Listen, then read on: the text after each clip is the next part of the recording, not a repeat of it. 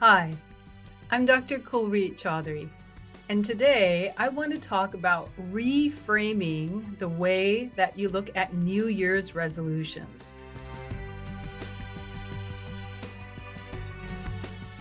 I'm not a big fan of the way people approach New Year's resolutions simply because I think we put too much pressure on ourselves and it doesn't actually reflect some of the psychology that supports change. Did you know that only 8 to 9% of the people that make New Year's resolution are able to keep them by the end of the year? So let's actually stack the deck in your favor and look at what makes life changes meaningful.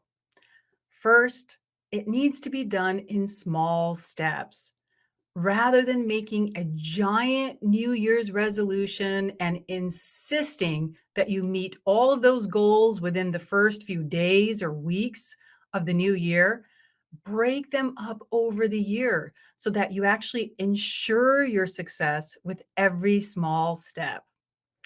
Next, it's really important to approach resolutions from a place of self compassion and self acceptance, not from a place of judgment. When we accept our current circumstances, we're more willing to actually meet our realistic needs. And when we come at it from that perspective, again, we simply ensure that we can be successful.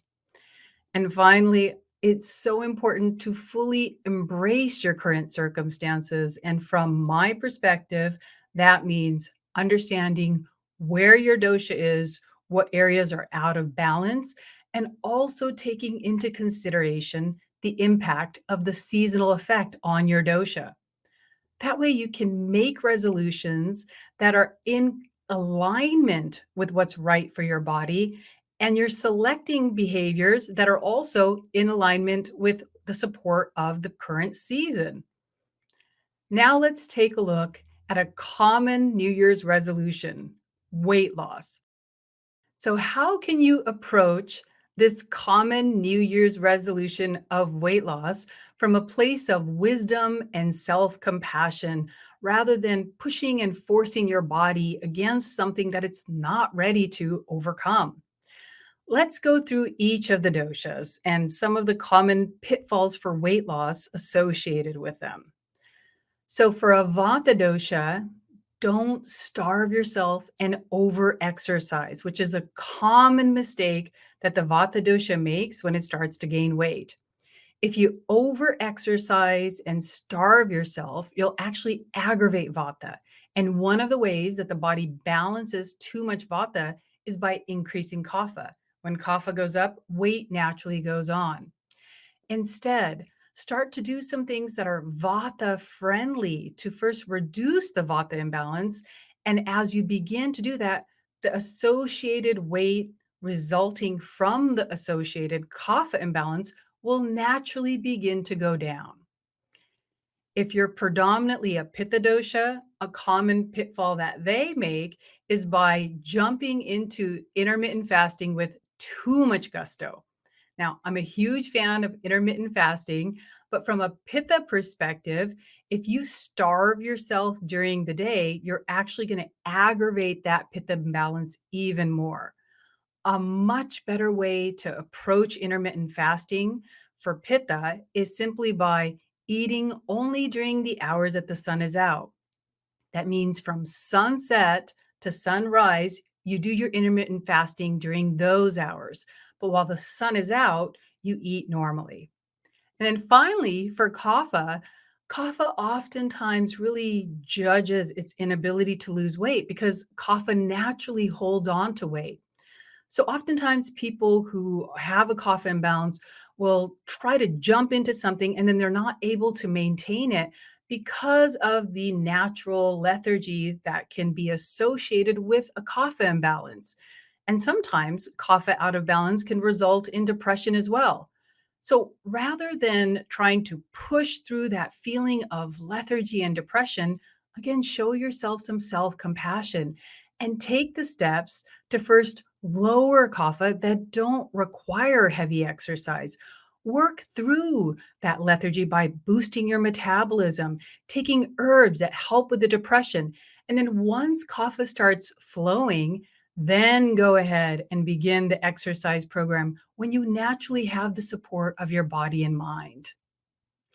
So stack the cards in your favor by understanding your dosha and approaching resolutions from a place of compassion and wisdom. This way you can succeed with ease. So, what do I recommend in the place of New Year's resolutions?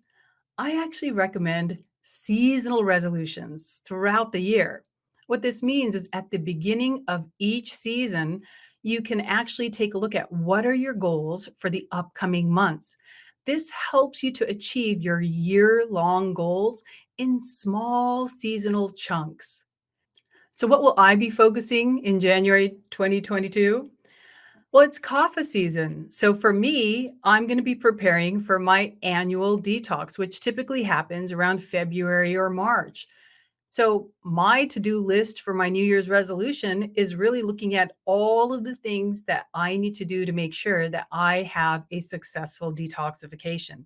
This includes making sure that all of my nutritional needs are met before I start a detox.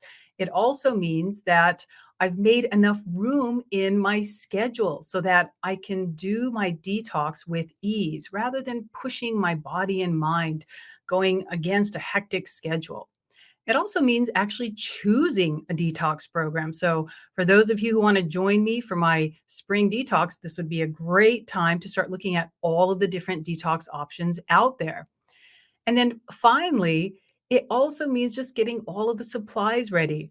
Oftentimes, when we start to think about doing a detox, we go into this frenetic mode of trying to make sure we have the space, we have the supplies, then we jump into it. So, my New Year's resolution is really a seasonal resolution, honoring the fact that we're entering into the kapha season, which is the ideal time for detoxification.